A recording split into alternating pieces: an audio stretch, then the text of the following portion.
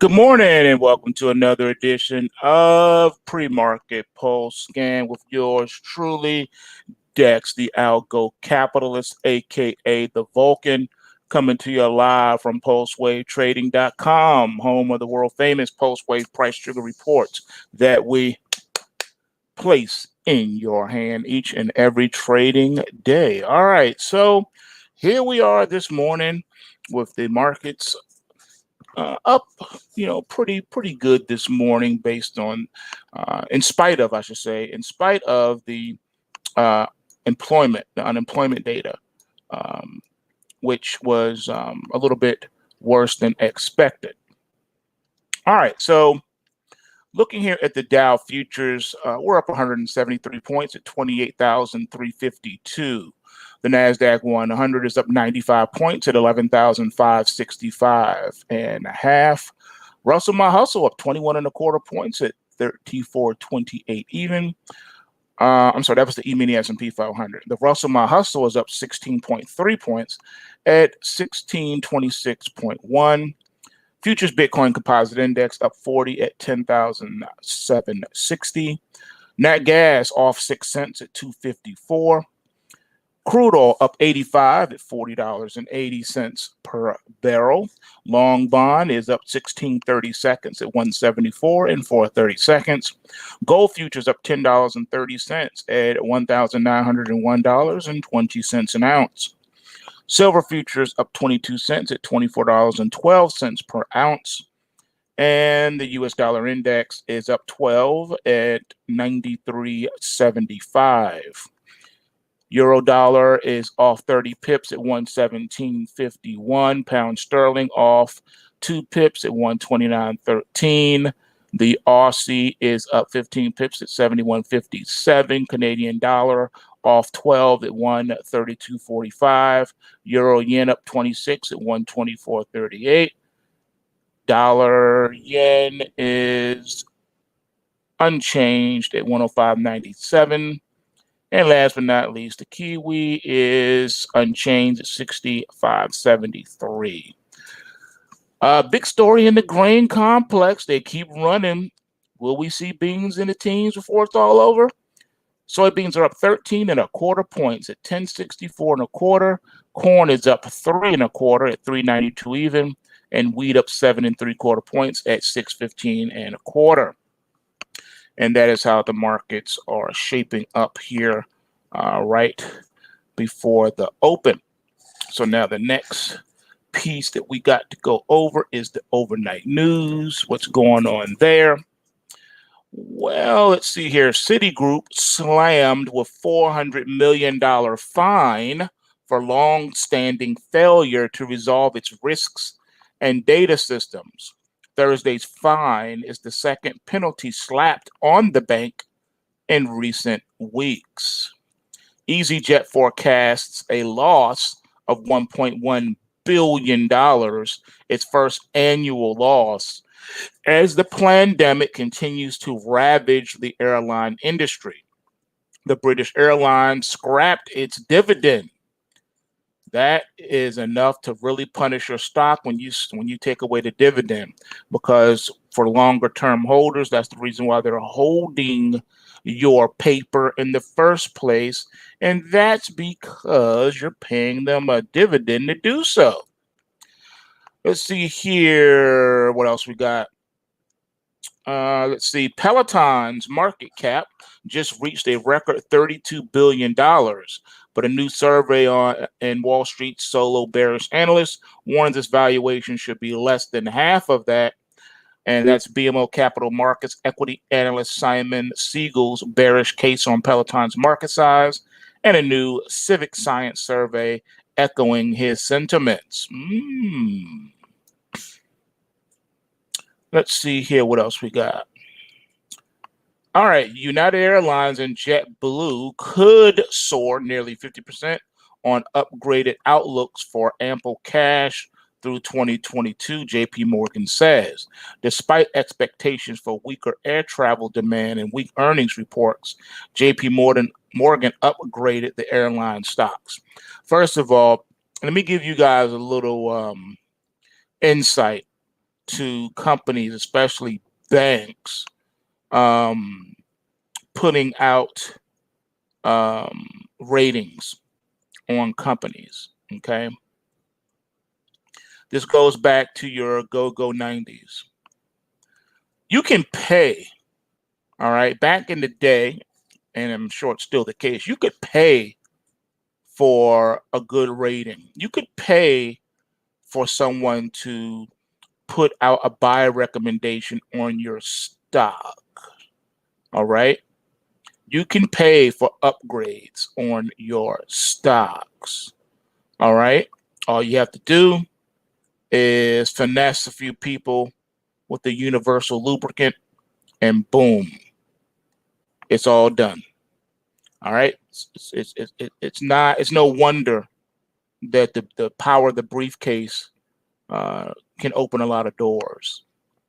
Moody's, ratings, and S&P and all them, they've all been under the spotlight in recent decades, being caught finessing numbers for people and stuff like that. There's a lot of tricks that Wall Street plays, even when it comes to trying to prop up their failing mutual funds performances. They'll skew the analysis. So, like, let's say the fund is down in the last 12 months by 12%. It'll say, yeah, but it'll say over the last 5 years, we've netted a 50% return. But they won't say anything about the 12-month return.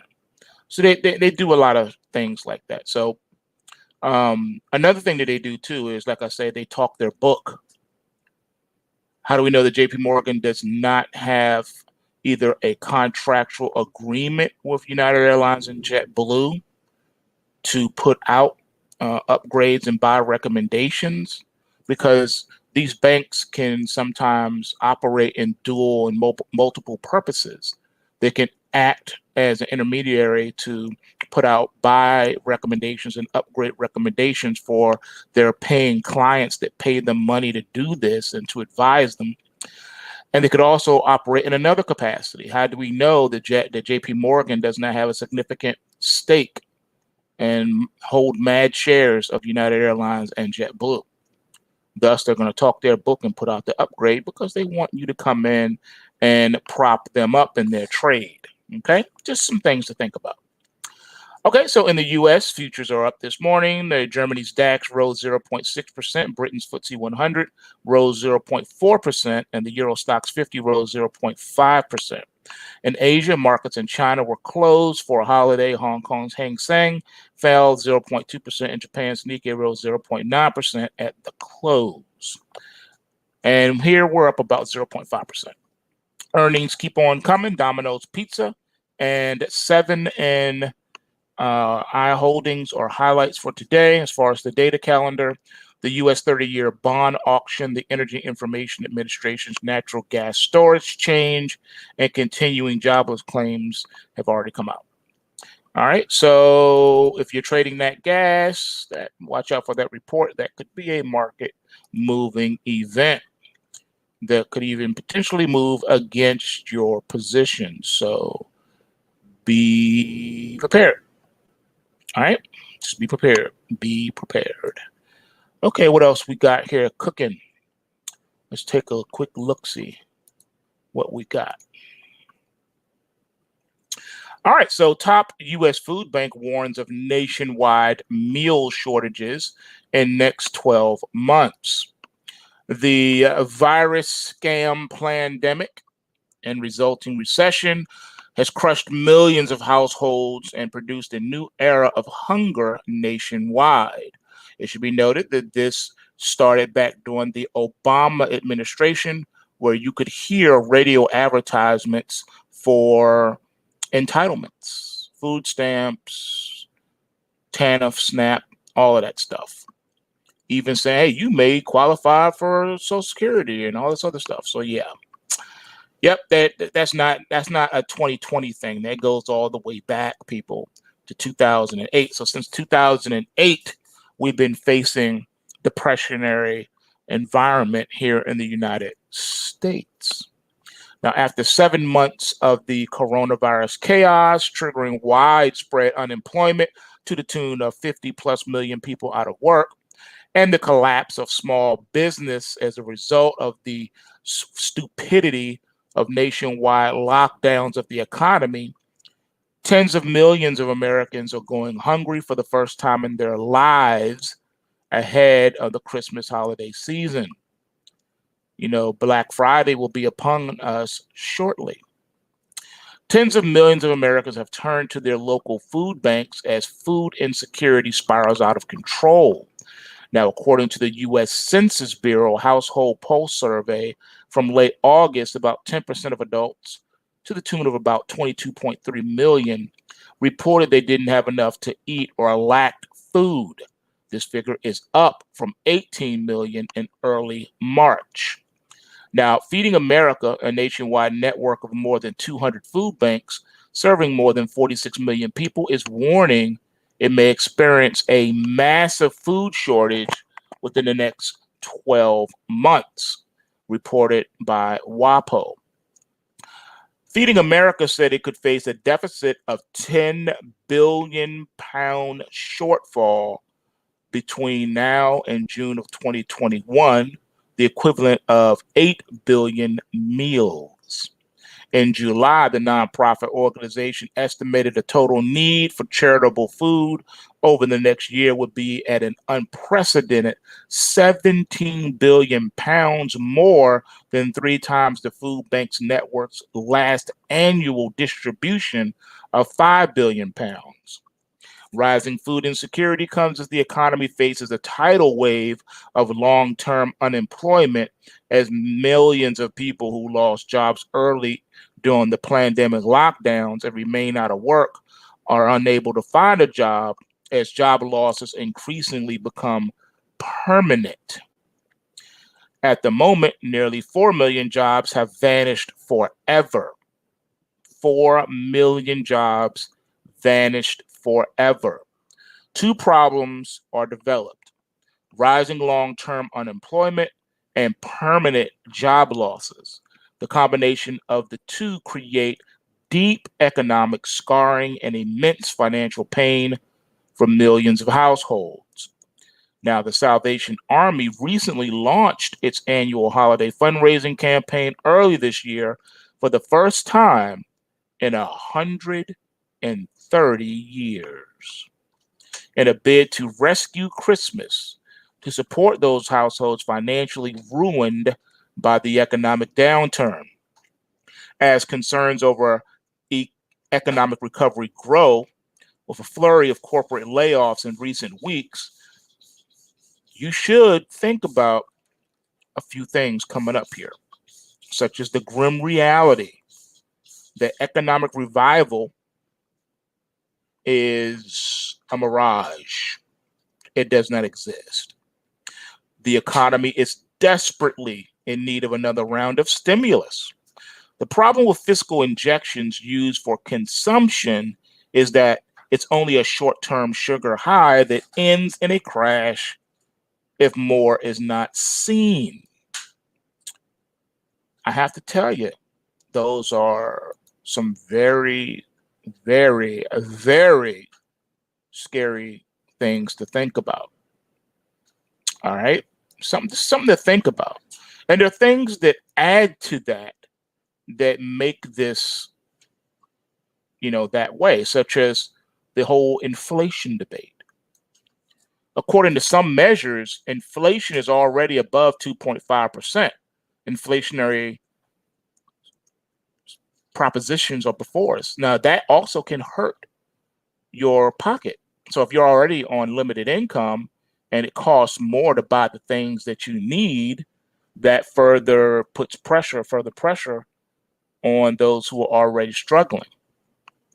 So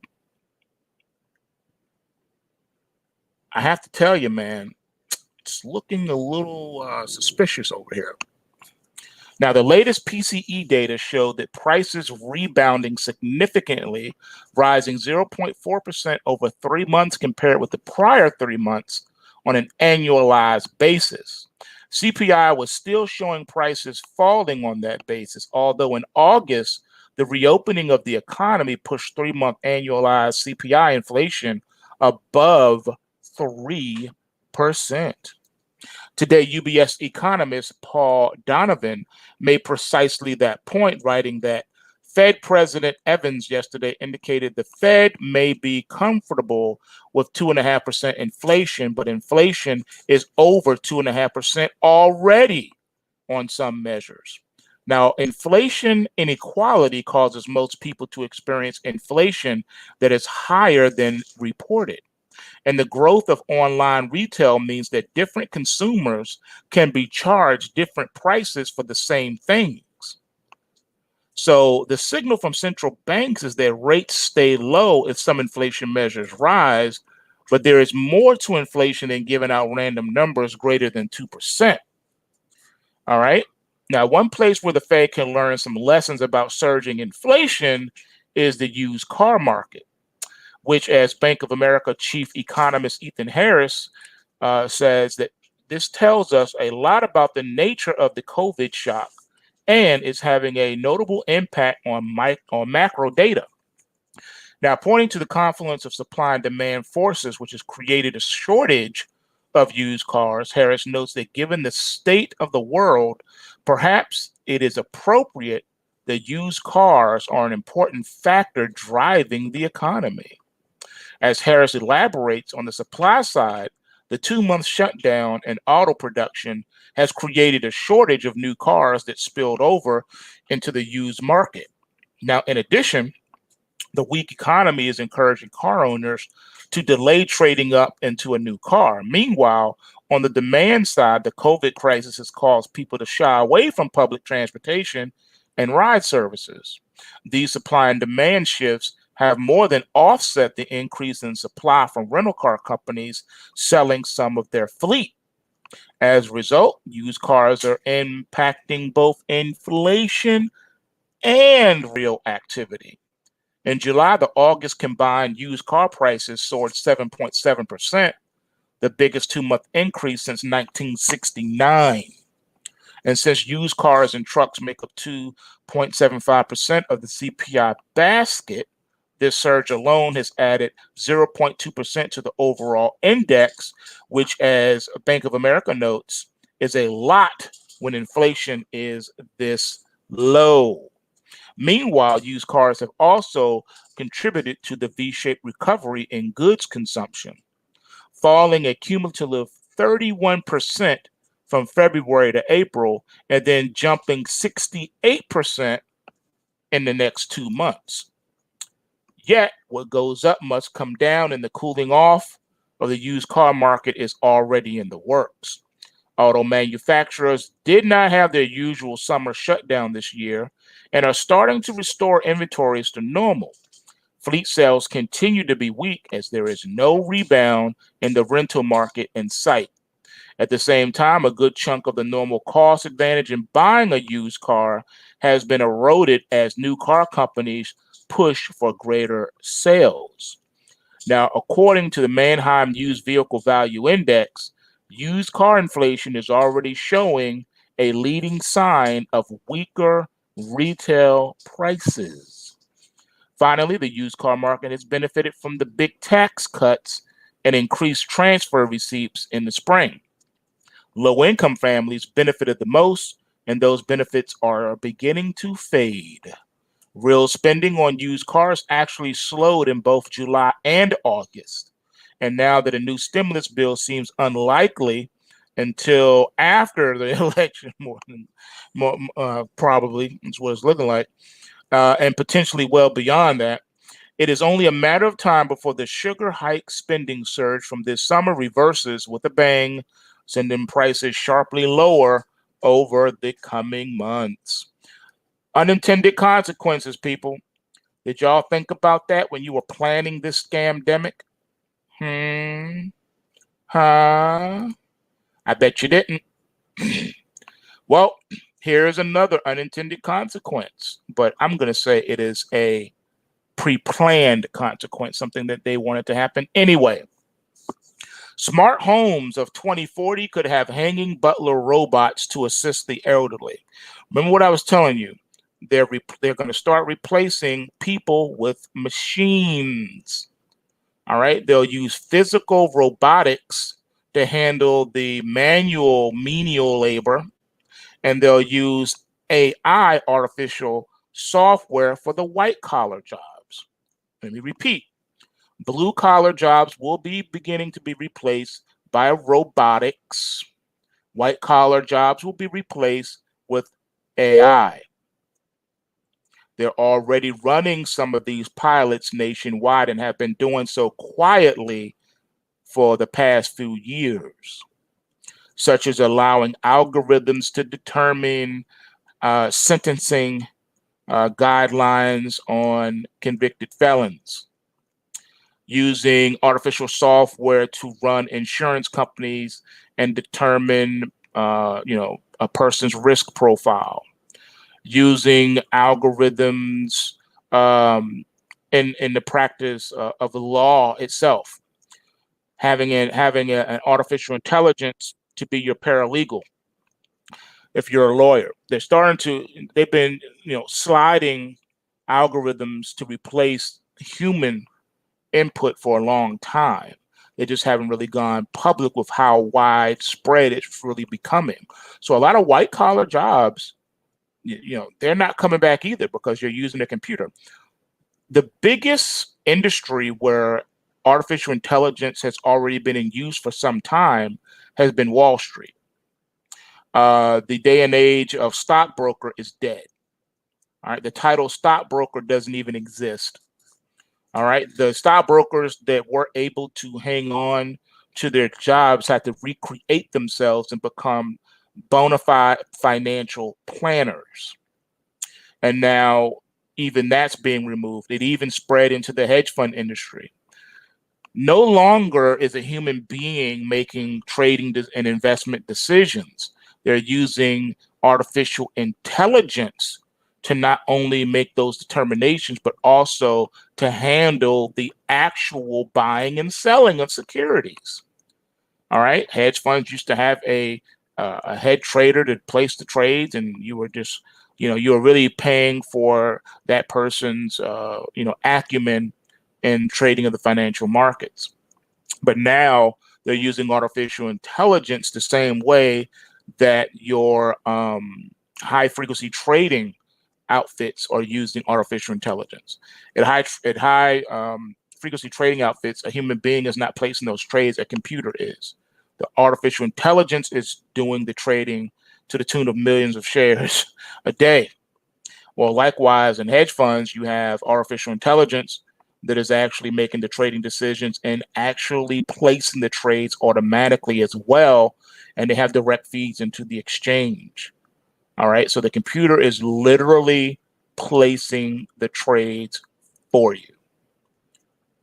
They hire PhDs to come in and program everything, set up all the computers and infrastructure and all that stuff. And then they go ahead and connect that to the exchange via whatever broker they're using. They use their APIs and things of that nature connected to the high frequency trading program, or we'll just say the hedge fund program.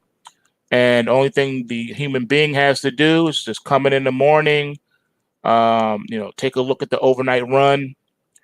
And at the end of the day, again, you're just reconciling everything. Make sure that where you're supposed to be flat, you're flat. Where you're supposed to be long or short, you're long or short.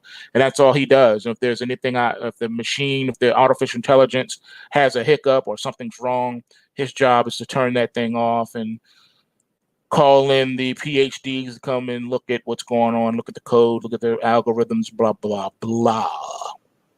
All right. So this has been going on for quite some time, ladies and gentlemen. But now researchers at Toyota Research Institute have unveiled the future of robots for the smart home, with a collection of new machines trained to assist the elderly, as being reported in The Verge. Now, TRI is concerned about the upcoming worldwide demographic Armageddon, as they call it. from the year 2020 to 2040, growth will be flat among the childbearing population. Meanwhile, 40 to 70-year-olds will rise in total population size, but 70 to 80-year-olds, and particularly the 80-plus-year-olds, will see large increases. It should be noted that among the young people today, marriage is not even on their radar.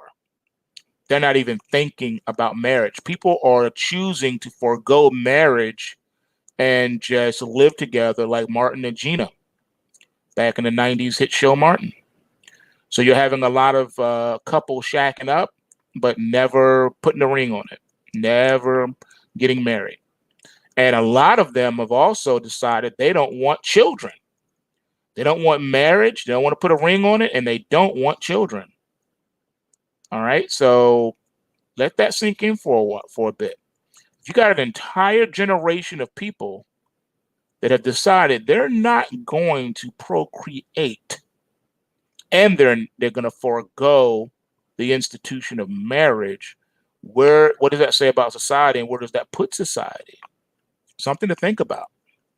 Now, the older population's future surge will be a demographic time bomb that will strain many Western economies. TRI believes it could alleviate some of the pressure by providing at-home robots to assist older generations. Now, TRI recently offered the world a glimpse into a mock-up home environment built in its labs in California, where it has been testing its prototype robots. One of the robots is testing. It's called the gantry robot, which is suspended from the ceiling and can complete basic kitchen tasks like cleaning dishes. All right, so basically it's a glorified dishwasher. Toyota says the robot's design was inspired by trips to Japanese homes, where researchers found that limited floor space would constrain a robot's ability to help. Their solution was to imagine a future home built with robots directly integrated into the architecture. Building new robot-assisted homes from scratch will create its own problems, of course, but the design itself does solve some issues, said The Verge. All right, let's see here. Dan Helmick, co-lead of robotics fleet learning at TRI, said the robot navigates, excuse me, the robot navigates the ceiling and avoids clutter on the floor. What if instead of needing a robot to navigate the cluttered floor, it could travel on the ceiling instead and be tucked out of the way when it's not needed, said Helmick. And imagine by 2040, the oldest millennial will be roughly 63 years old, which means they could very likely have these butler robots suspended from their ceilings, aiding them in daily tasks around the house. But will the broke millennials of today be able to afford these future robots? And remember, they're choosing not only to not get married, but also not to have children. And a lot of the young people today are not buying homes, and they're not buying new cars either. So another issue to think about as we move forward. All right. I want you just to think about some of the things that we're dealing with today. And then we have this election coming up, and we got a lot of things that we need to really begin to think about, because things are not necessarily as they have been portrayed in the media. And we already know this. For instance, peep this one. And this is a question you need to ask yourself. All right, got to ask yourself this question. Is it true, and is it possible? Is it possible? We're just asking the question, is it possible? All right, is it perhaps possible that the global scientific elites are trying to bury the truth about COVID-19's origin? We know they've been caught lying to us about quite a bit of truth surrounding this whole COVID issue. But there may be some culpability involved.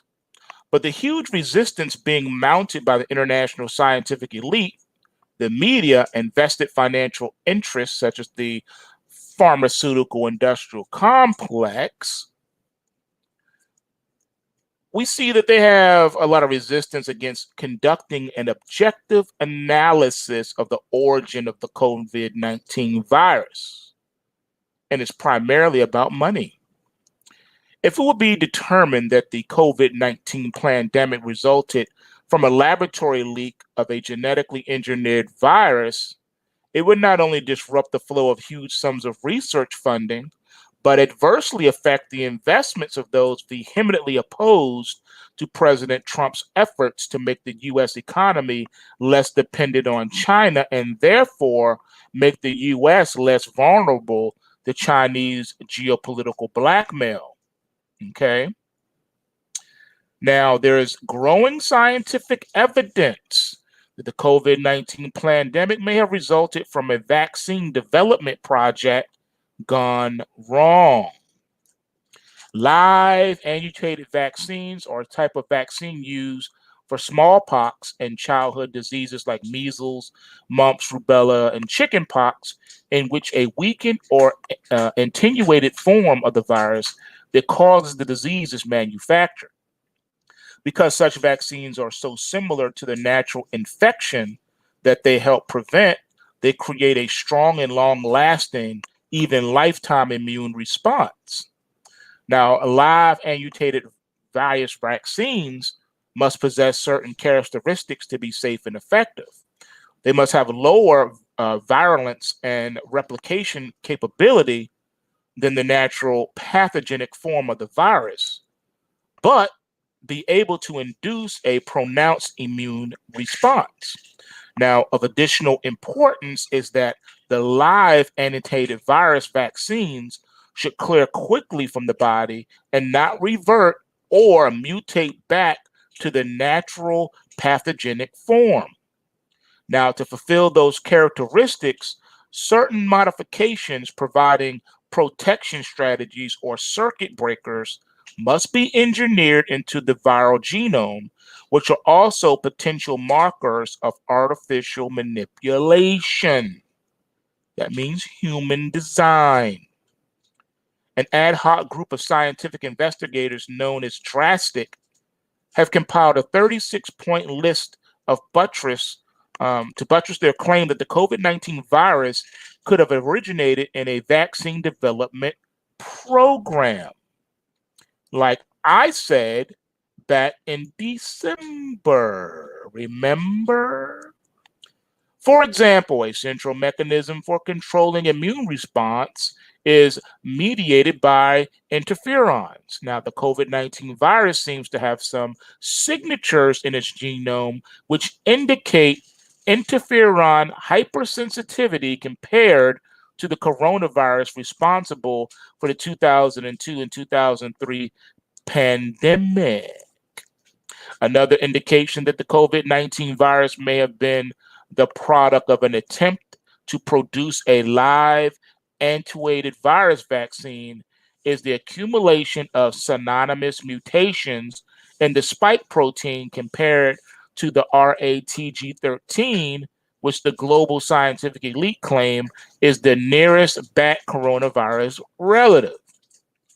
The artificial accumulation of synonymous mutations has been described as one method of producing live attenuated virus vaccines by de-optimizing the genetic code and inhibiting replication. De-optimizing the genetic code and inhibiting replication. The most striking indication of genetic manipulation of the COVID-19 virus is the presence of the furin polybasic cleavage site, which does not exist in any closely related bat coronavirus yet identified. Given its role in the virus cell or cell to cell membrane fusion process, the drastic team suggests that the insertion of the furan polybasic cleavage site may have been related to a high-risk attempt to produce an intranasal self-spreading vaccine spray. Now, self-spreading vaccines are essentially genetically engineered viruses designed to move through populations in the same way as infectious diseases, but rather than causing disease, they confer protection. Obviously, much could go wrong using such an approach. To avoid the scientific equivalent of the Russia collusion hoax, the Trump administration should not rely on the international scientific elite, the media, and vested financial interests to shape the debate, but should appoint an independent and objective task force to determine the true origin of the COVID-19 virus. Given the power of genetic engineering and the enormous danger when it is recklessly applied, the stakes are just too high not to address this issue honestly, directly, and openly.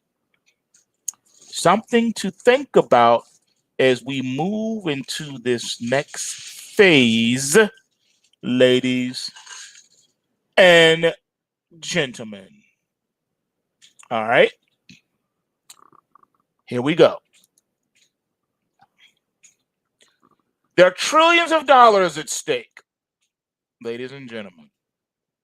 Trillions of dollars at stake.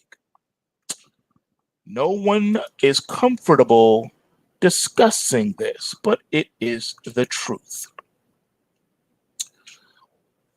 With 30 days left before the election, perhaps it's worthwhile remembering what all of this opposition is about.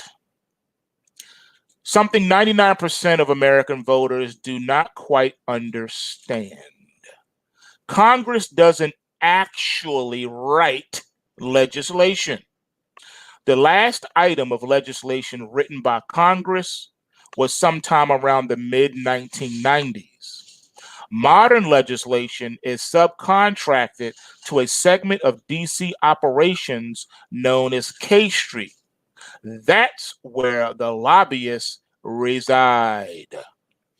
For those that are unfamiliar with the DC nation's capital, K Street and I Street and L Street are not too far from each other, and that's where all the big brokerage houses used to be located. All the big Wall Street firms had a presence there. Now, Congress doesn't actually write legislation, so we know that now. Lobbyists write the laws. Congress sells the laws. Lobbyists then pay Congress lucrative commissions for passing their laws. That's the modern legislative business in DC.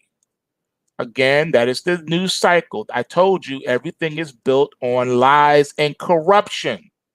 Lobbyists write the laws. Congress sells the laws.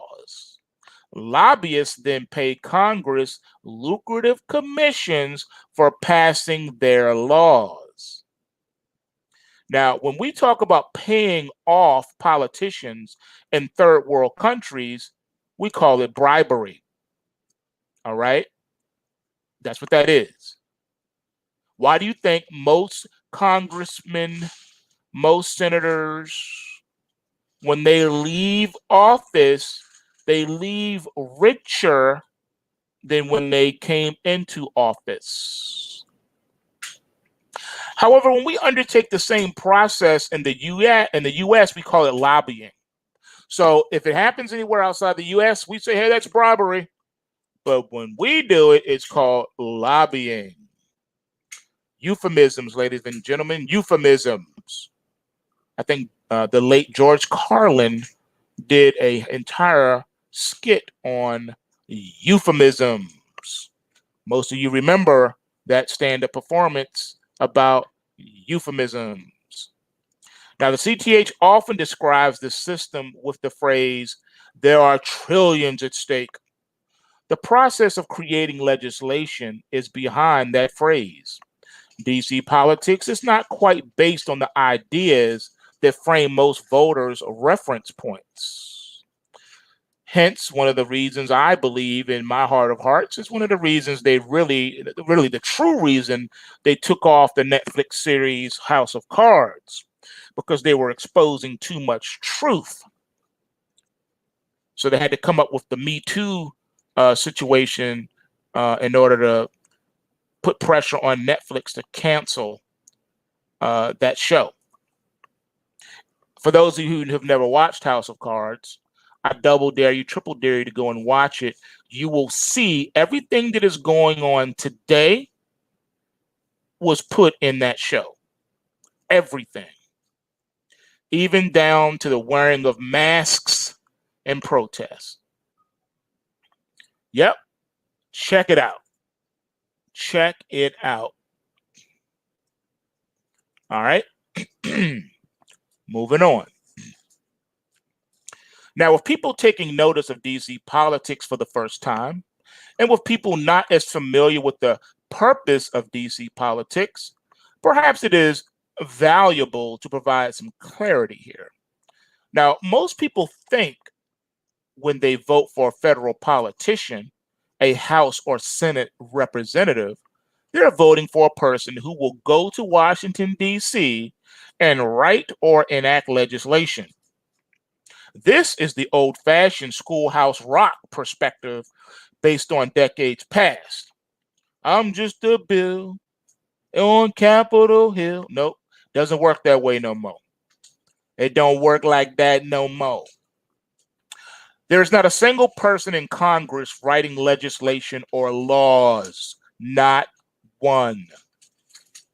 In modern politics, not a single member of the House of Representatives or senator writes a single law or puts pen to paper to write out a legislative construct.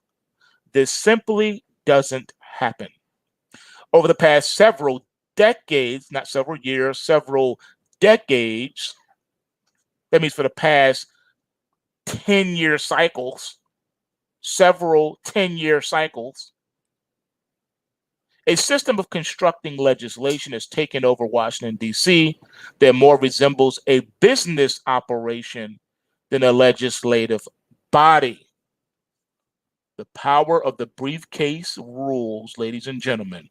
That briefcase is not full of contracts and disclaimers. That briefcase is full of money, payola. Here's how it actually works right now.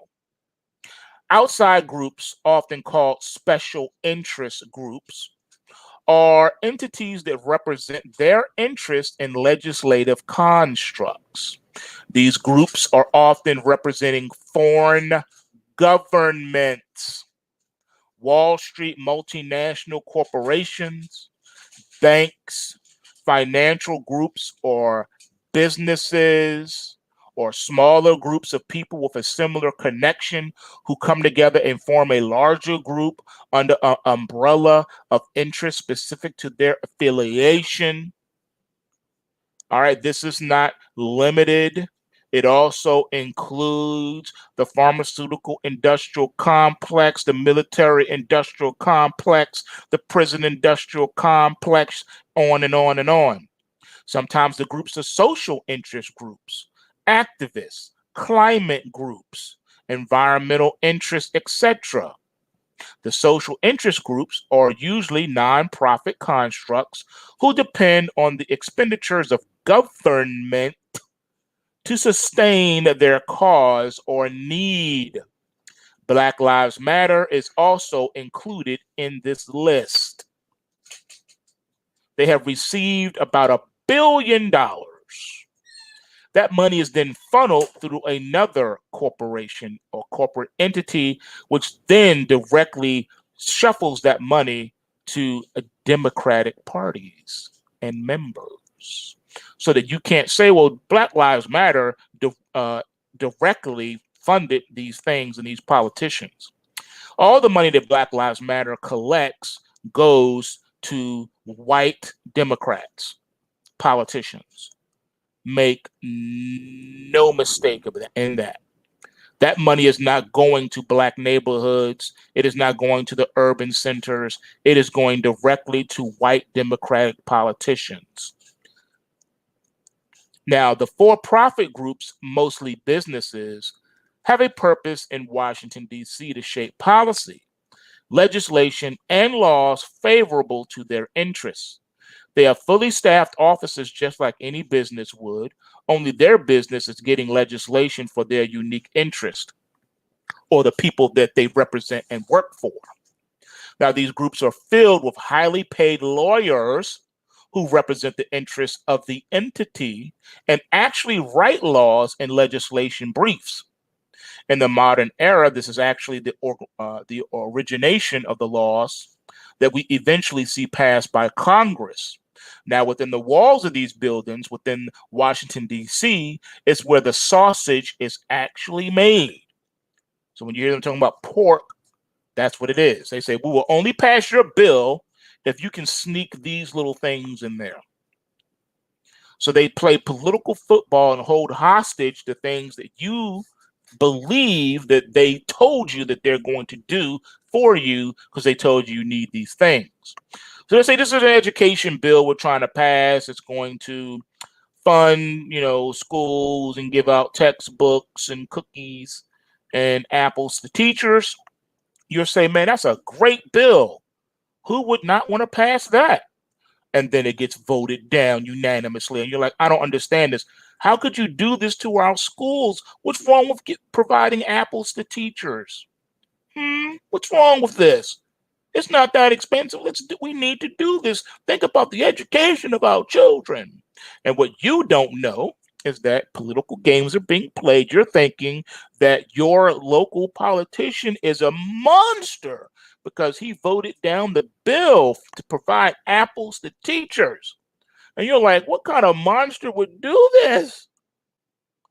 And come to find out, the reason he voted it down was not because he thought that giving apples to teachers was a bad idea, but the reason why he did is because deep within the bill on page 3185, paragraph 83, line 4, it says we're going to also set aside $1 trillion to shoot pigeons. And he says, you know what? I can't get behind this bill. Why not? You don't like teachers? I love teachers. No, you don't, because you voted the bill down. You're a monster.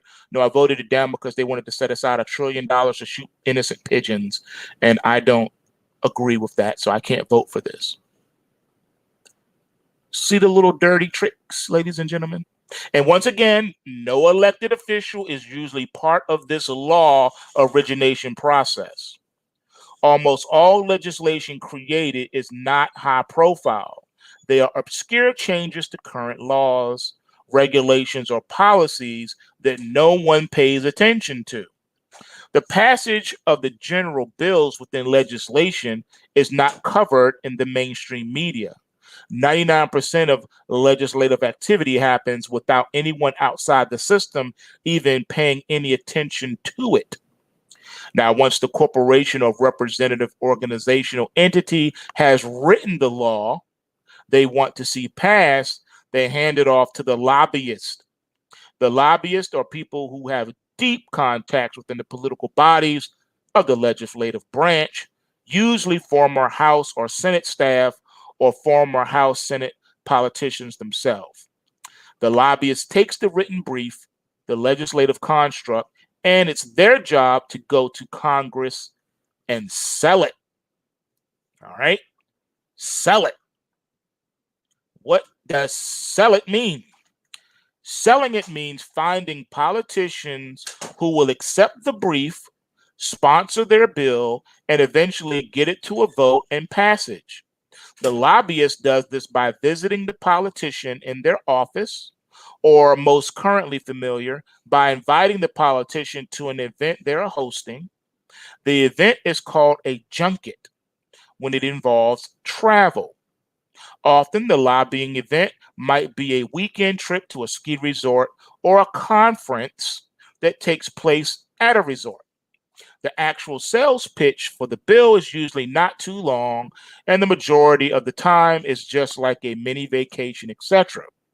Now, the size of the indulgence within the event, the amount of money the lobbyist is spending, the customarily related to the scale of the benefit within the bill, the sponsoring business entity is pushing. If the sponsoring business or interest group can gain a lot of financial benefit from the legislation, they spend a lot on the indulgences. They spare no expense. All right, so once again, corporations, mostly modern multinationals, which are special interest groups, write the legislation. The corporations then contract the lobbyists. Lobbyists then take the law and go find politicians to support it. Politicians get support from their peers using tenure and status, etc. Eventually, if things go according to norm, the legislation gets a vote. Within every step of the process, there are expense account lunches, dinners, trips, venue tickets, and a host of other customary financial waypoints to generate and leverage a successful outcome. The amount of money spent is proportional to the benefit derived from the outcome. Now, the important part to remember is that the origination of the entire process is external to Congress. All right? Once again, the origination of the entire process is external to Congress, outside of Congress, having nothing to do with Congress. Congress does not write laws or legislation. Special interest groups do. Lobbyists are paid, some very well paid, to get politicians to go along with the need of the legislative group. When you are voting for a congressional representative or a U.S. senator, you are not voting for a person who will write laws. Your rep only votes on legislation to approve or disapprove of constructs that are written by outside groups and sold to them through lobbyists who work for those outside groups. All right? Something to think about. While all of this is happening, the same outside groups who write the laws are providing money for the campaigns of the politicians they need to pass them. This construct sets up the quid pro quo of influence, although much of it is fraught with plausible deniability. This is the way legislation is created. You need to understand that. If you want to get a visual of this, just go watch House of Cards on Netflix. It will explain it all to you. All right? Now, if your frame of reference is not established in this basic understanding, you can often fall into the trap of viewing a politician or political vote through a false prism. The modern origin of all legislative constructs is not within Congress. We have to pass the bill to, well, find out what is in the bill, etc. That's a quote from Nancy Pelosi in 2009. We rely upon the stupidity of the American voter. That is a quote from Jonathan Gruber during 2011-2012. If Congress isn't going to convene until the bill is ready to vote on, who the blank is writing the bill? That is a quote from Tom Massey of this year, 2020. Now, once you understand this process, you can understand how politicians get rich. Once again, why is it that politicians, when they leave office richer than when they came? Now, when a House or Senate member becomes educated on the intent of the legislation, they have attended the sales pitch, and when they find out the likelihood of support for that legislation, they can then position their own or their family's financial interests to benefit from the consequence of passage. It is a process similar to insider trading on Wall Street, except the trading is based on knowing who will benefit from a legislative passage. The legislative construct passes from K Street into the halls of Congress through congressional committees. The law originates from the committee to the full House or Senate. Committee seats which vote on these bills are therefore more valuable to the lobbyists. Chairs of these committees are exponentially more valuable. That's why Remy, who used to work for Mr. Frank Underwood, all right, as his assistant, when he left Mr. Underwood, what did he do? He went to go work for a corporation. He worked and became what? A lobbyist. Why was he hired to be a lobbyist? Because of his inside contacts with the White House and with Congress and Senate.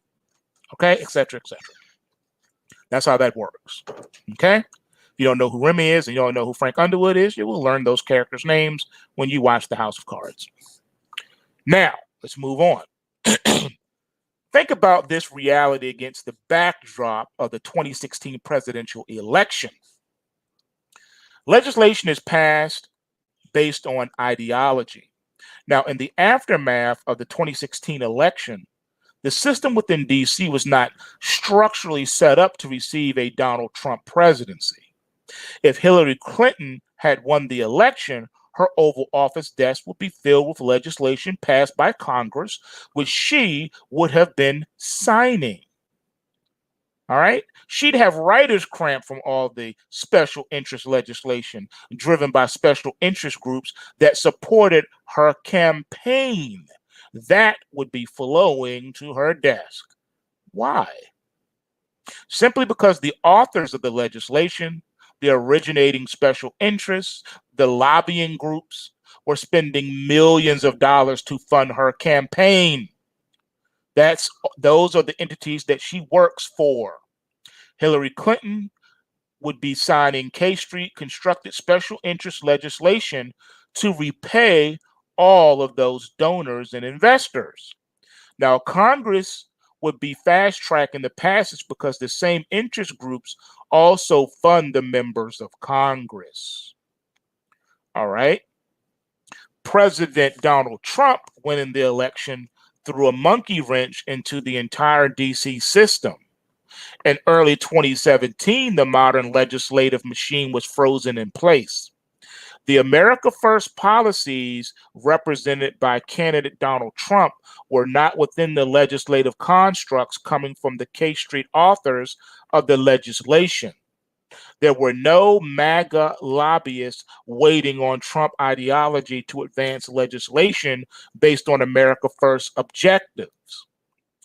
As a result of an empty feeder system, in early 2017, Congress had no bills to advance because all of the myriad of bills and briefs written were not in line with President Trump policy. There was simply no entity within DC writing legislation that was in line with President Trump's America First economic and foreign policy agenda. To get a little bit deep on you here, when you watch the House of Cards, you will see that it is the same identical processes. And again, keep in mind that the House of Cards was on air before Donald Trump came into office. What was Frank Underwood's magnum opus that he wanted to leave office with? Do you remember? Those of you that have seen it? America Works. What was Trump's called? America First. America Works, America First. See the reflection in the mirror?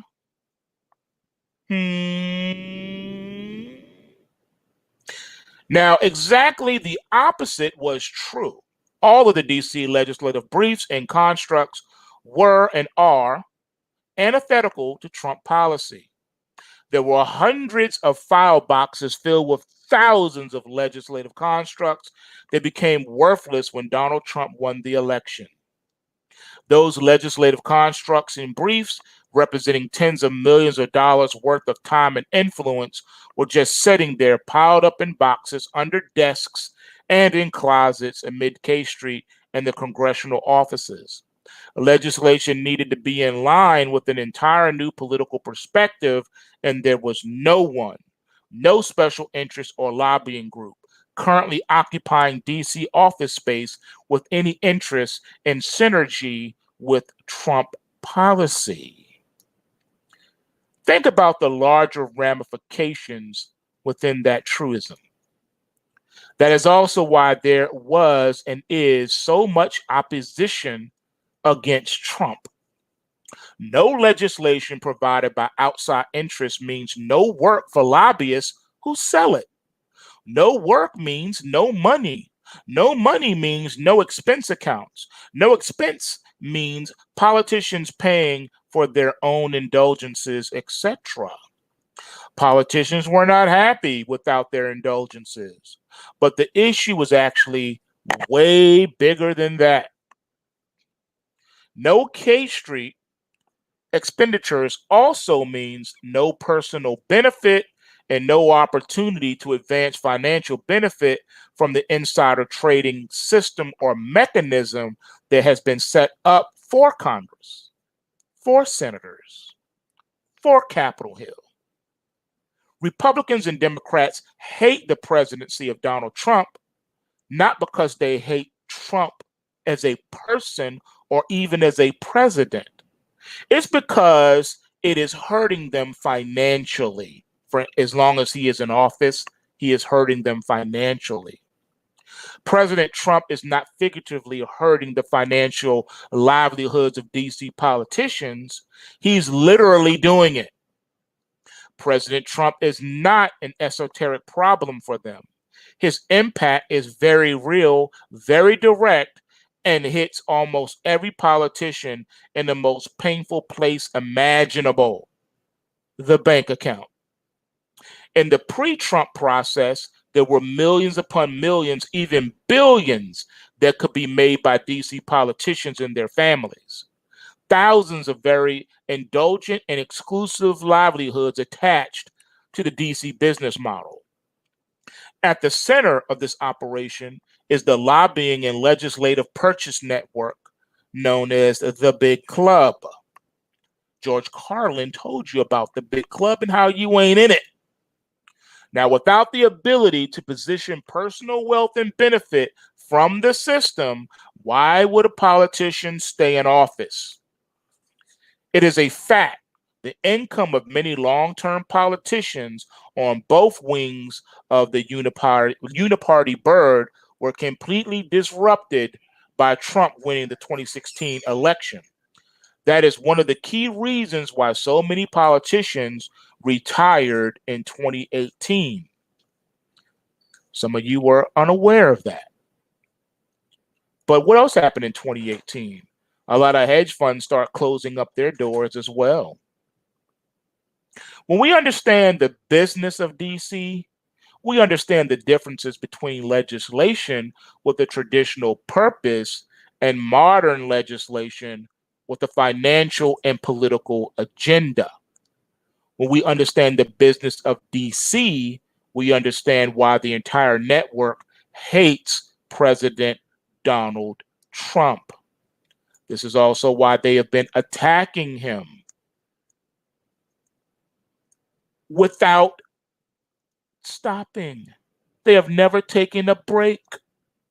At every turn, they will oppose him. If he came out right now and tweeted and said, I'm on my way to such and such soup kitchen to feed the poor, I'm volunteering my time today to go feed the poor, you better believe they would find a reason to say something negative about that. If the president saved someone's life from a burning building, he ran in there, risked his own life to pull out a mother and her child, they would find a way to say something negative about that. It doesn't matter what good he does or what bad he does. They don't like him and they need him out of office so they can get back to the business of Capitol Hill, which is making money. Lastly, this is why when signing legislation, President Trump often says they've been trying to get this through for a long time.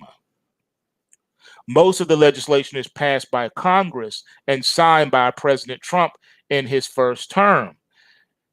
It's older legislative proposals with little indulgent value that were shelved in the years past. For example, criminal justice reform did not carry a financial benefit to the legislative bodies, and there was no financial interest funding the politicians to pass the criminal justice reform bill.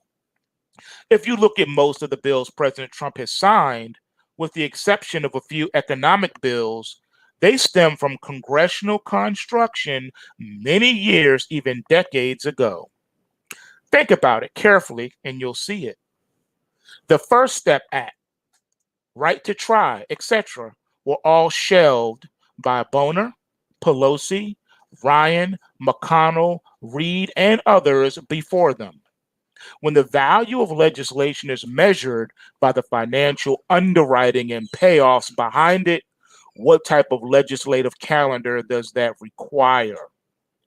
Repeal the 17th Amendment and watch what happens. Ladies and gentlemen, I left you with a lot to consider today. You've been hearing the phrase drain the swamp for a long time. That's not happening until Trump got in office. He put a halt to all of that. Now you know why the world hates Trump. It's not because he said grab a woman in the genitals. They don't care about that.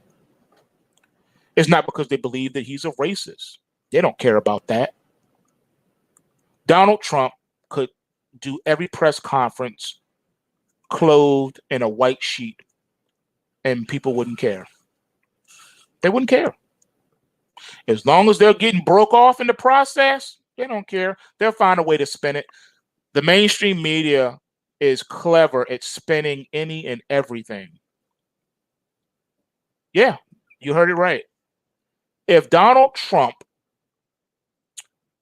made it so that, let's say, the Black Caucus was getting broke the heck off, you better believe you would not be hearing any negative campaigns against Trump. It would have never happened. Never.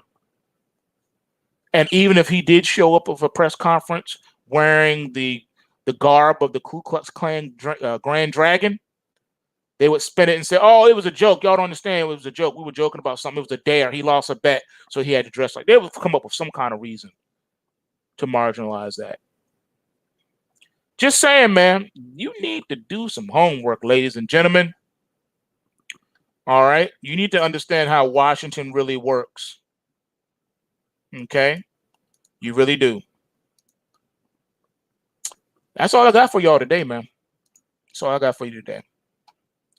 Understand that these markets are volatile. So anyone taking up positions, you got to monitor your positions to the best of your ability. See if there's a way, find a way to possibly take profits early if need be. Right now, the way these markets are moving and working, it seems that if the markets are up in the pre-market, once the opening bell rings, we'll go and we'll retrace a little bit. Try to test that floor, the overnight lows, just to make sure that they remain intact, and then the market starts to rally after lunch and into the close. So just some little FYI there for you. It's not necessarily that simple and cut and dry every day, but for the most part, it kind of is. All right. So I just wanted to throw that out there for you. And remember, ladies and gentlemen, bulls make money, bears make money, and pigs get slaughtered. So remember to take what you can and give nothing back, man. And you know, you got to go to PulseWaveTrading.com and you got to do what you got to do. All right? Break bread with us. Learn how to do this. See y'all in the trading room. I'm out. Peace.